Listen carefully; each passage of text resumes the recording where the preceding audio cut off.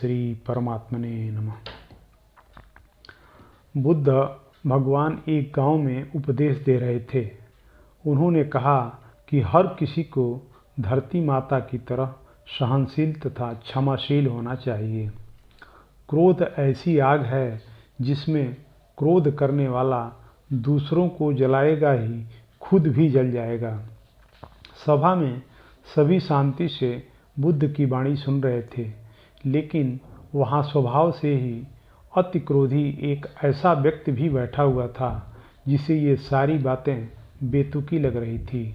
वह कुछ देर ये सब सुनता रहा, फिर अचानक ही आग बबूला होकर बोलने लगा, तुम पाखंडी हो, बड़ी बड़ी बातें करना यही तुम्हारा काम है। तुम लोगों को भ्रमित कर रहे हो। तुम्हारी ये बातें आज के समय में कोई मायने नहीं रखती। ऐसे कई कटु वचनों को सुनकर भी बुद्ध शांत रहे। अपनी बातों से ना तो वह दुखी हुए और ना ही कोई प्रतिक्रिया की। यह देखकर वह व्यक्ति और भी क्रोधित हो गया और बुद्ध के मुंह पर थूककर वहां से चला गया। अगले दिन जब उस व्यक्ति का क्रोध शांत हुआ तो उसे अपने बुरे व्यवहार के कारण पछतावे की आग में जलने लगा और वह उन्हें ढूंढते हुए उसी स्थान पर पहुंचा। पर बुद्ध कहाँ मिलते। वह तो अपने शिष्यों के साथ पास वाले एक अन्य गांव में निकल चुके थे। व्यक्ति ने बुद्ध के बारे में लोगों से पूछा और ढूंढते ढूंढते जहां बुद्ध प्रवचन दे रहे थे वहां पहुंच गया। उन्हें देखते ही वह उनके चरणों में गिर पड़ा और बोला, मुझे क्षमा कीजिए प्रभु। बुद्ध ने पूछा, कौन हो भाई, तुम्हें क्या हुआ, क्यों क्षमा मांग रहे हो? उसने कहा, क्या आप भूल गए, मैं वही हूँ जिसने कल आपके साथ बहुत बुरा व्यवहार किया। मैं शर्मिंदा हूँ। मैं मेरे दुष्ट आचरण की क्षमा याचना करने आया हूँ।